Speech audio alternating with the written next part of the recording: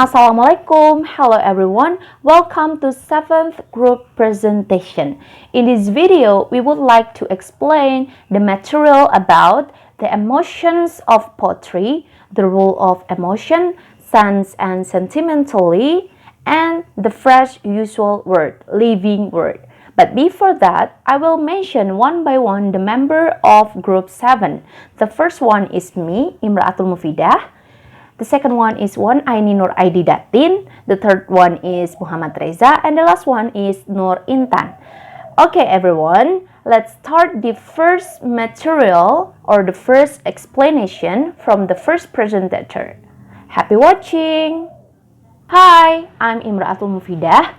In this slide, I will explain about the role of emotion. Definition. Emotion is a complex experience of consciousness, sensation, and behavior reflecting the personal significance of thing, event, or state of affairs. In a poetry, the role of emotion is to create the sense of writer's purpose. It reflects what the composer felt and thought. In other words, emotion is the basis of poetry and deep hidden insight. Factor of emotion. There are two factors when we feel the emotion. The first factor comes from internal factor and the second factor is external factor. Internal factor is usually related to the subjective, like feeling worry, doubt, or not confidence. And the second one is external factor. External factor is related to a community or social activity like from forced family, limited freedom, or come from a weird rule. In this slide, we will talking about the kind of emotion. There are so many emotions that we feel, such as happy, sad, angry, shy, scary, and etc. And in this slide, I will explain some feeling. The first one is feeling happy. Feeling happy is often defined as a pleasant emotion state that characterized by feeling of contentment, joy, gratification, satisfaction, and well-being. The facial expression must be smiling, and the body language must be relaxed stance, and the tone of voice is an upbeat or pleasant way of speaking. The second feel is feeling sad. Sad is a feeling when we disappointment, hopelessness, disinterest, and dampened mood. And feeling sad can be expressed by crying or dampened mood. And the third one is feeling angry. Feeling angry can be particularly powerful, characterized by feeling of hostility, agitation, frustration, and antagonism toward others. The facial expression can be frowning or glaring, and the body language, such as taking a strong stance or turning away, and the tone of voice, such as speaking gruffly or yelling. That's all from me. Let's move to the next explanation. Okay, so we will go to the next material. Material part 2 is sense and sentimentally. So I will explain about sense. So in poetry, there are 5 sense. Why using 5 sense? Because using that sense in writing especially creates a clearer picture and makes the readers feel a part of the setting. Jadi bisa dibilang untuk memperjelas dan membuat suasananya itu lebih terasa gitu loh. Ya yang dari 5 itu yaitu taste, itu rasa, jadi seperti smooth, cool, melt in your mouth, and sweet. Yang kedua ya ini touch. Touch ini sentuhan, jadi kayak wet, cold, slimy, and frozen. Seek ini seperti kayaknya pandangan ya. Sight ini pandangan, jadi contohnya seperti mounds, white as snow, little crevice, puddles, dan seperti itu. Smell ini, oh ya, yang selanjutnya ini smell. Yang smell ini bau. Jadi baunya ini kayak sweet atau minty. Sweet tadi kan juga ada di tes kan, bisa rasa, bisa juga bau. Yang terakhir ini hearing atau pendengaran.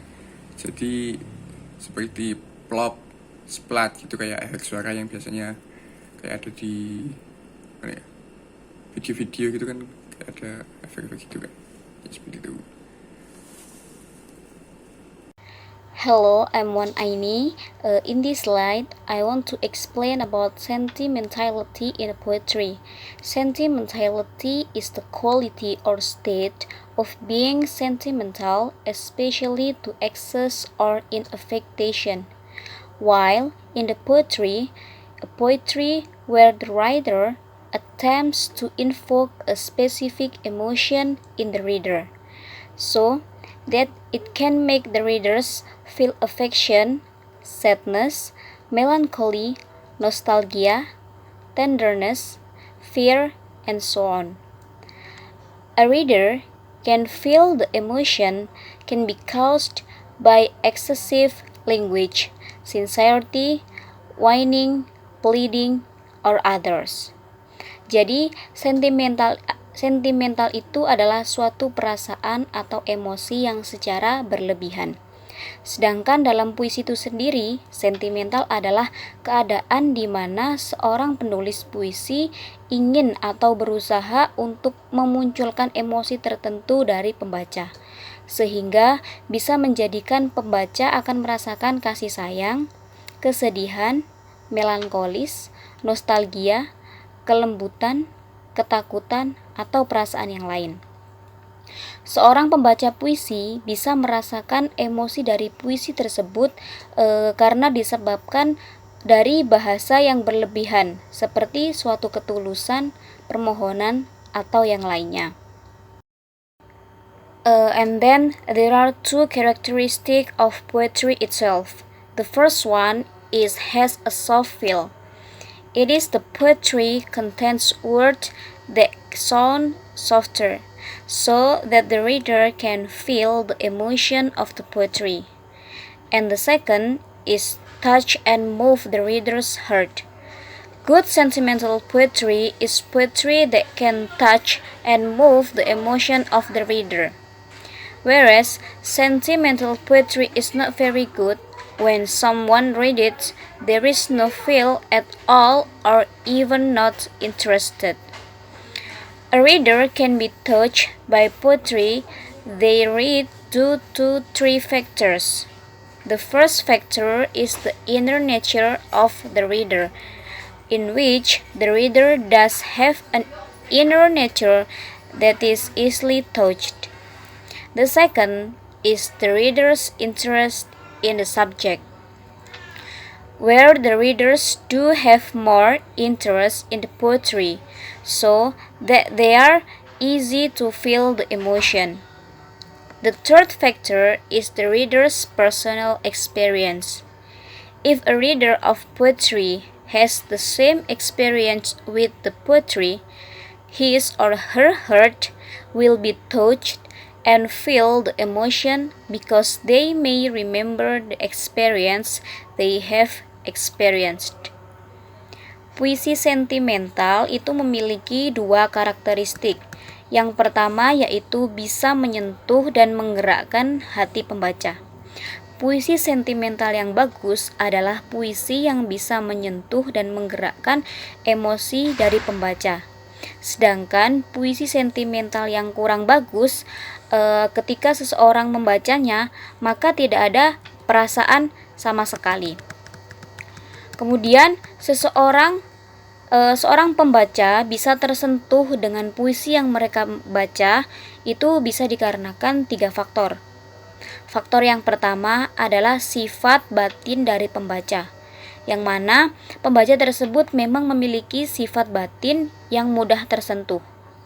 Yang kedua adalah ketertarikan pembaca pada subjek, di mana para pembaca tersebut memang memiliki ketertarikan lebih pada puisi, sehingga mereka mudah untuk merasakan emosi yang ada dalam puisi tersebut. Dan faktor yang terakhir adalah pengalaman pribadi pembaca.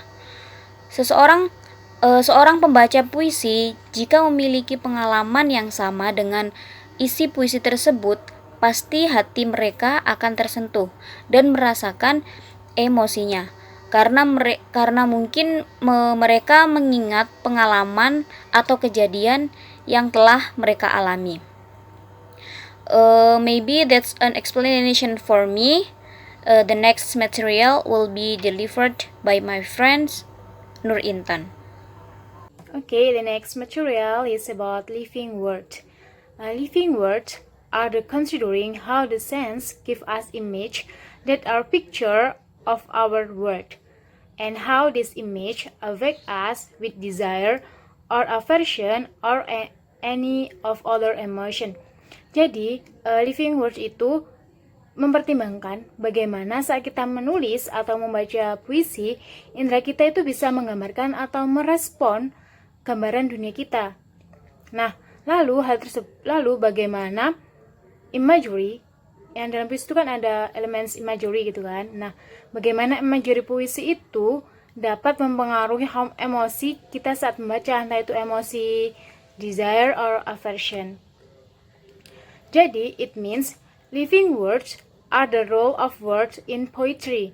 Jadi, kayak permainan kata gitu. But it does not mean that we can put imagery and emotion behind eyes. Jadi ketika kita memilih kata, kita juga tidak bisa mengesampingkan imagery atau emosi dari puisi tersebut. Besides that, they also interact with another elements. The elements, one is sounds. Sounds is a tools of put to create certain effect in the poem. Jadi bagaimana seorang penyair itu kayak menciptakan efek tertentu dalam puisinya sehingga lebih kelihatan menarik kan. If we read puisi flat, it's not interesting, right? Jadi harus menciptakan sesuatu yang berbeda gitu dalam puisinya. Nah, the tools are alteration, assonance, cacophony, meter, and rhyme. And number 2 is rhythm. Rhythm is regular variation of weak and strong syllables in stress of language. Kita kan udah pernah belajar ini ya di semester sebelumnya di Intro to Literature. Nah, ritme ini demonstrates the long and short patterns through stressed and unstressed syllables. And third is shape sentence. According sentence to the rhythm. Jadi a visual appearance that match the topic of the poem. Jadi bentuk puisi itu kan biasanya puisi ada kayak bentuknya gitu ya. Itu disesuaikan dengan ritmenya. Nah, ritmenya bagaimana? Kan tadi sudah dibahas gini. Ritme itu kan membahas tentang stress and unstressed syllables. Jadi ketika membentuk sebuah puisi itu kita juga harus memperhatikan ritmenya. Jadi yang saya ketahui biasanya yang stress sama unstressed syllables itu ditandai, entah itu katanya di bold atau diapakan, supaya pembaca itu tahu, oh ini berarti stressnya di sini, unstressednya di sini, seperti itu. Terima kasih.